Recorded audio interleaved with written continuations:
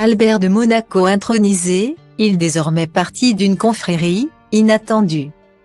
Ce dimanche 26 février 2023, le prince Albert de Monaco a eu une journée bien remplie en Haute-Garonne. Comme on peut le voir sur Instagram, il s'est rendu à Fronton, une petite ville près de Toulouse, pour être intronisé dans une confrérie. Une occupation pour le moins surprenante.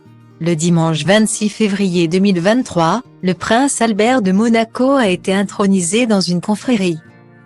En effet, après une longue journée et un office religieux traditionnel, il fait maintenant partie de la confrérie des maîtres vignerons du Frontonais. Il avait été invité à la rejoindre par Daniel Dallarmi, l'un des membres, durant l'été 2022.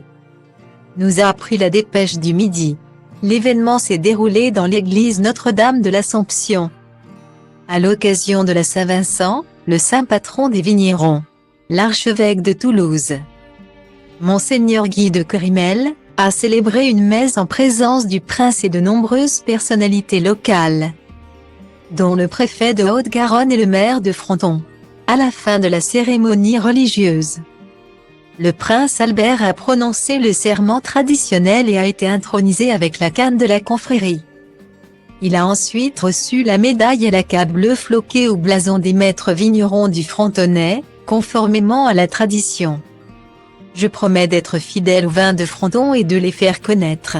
Je promets également d'être fidèle à la confrérie des maîtres vignerons du Frontonais, a-t-il déclaré pendant la cérémonie, devant la foule qui était venue assister à l'événement.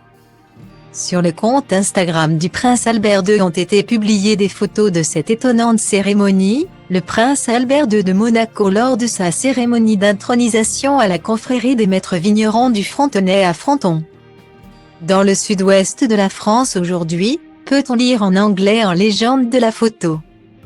27 confréries du sud de la France ont participé à l'événement et la cérémonie d'intronisation concerne 3 autres nouveaux membres, dont le prince, explique le compte Instagram. Il a pu profiter de cette occasion pour rencontrer la population locale, il a signé des autographes et a pris quelques selfies. Il a ensuite participé à un repas d'honneur au château Grand Sac avant de repartir vers Monaco.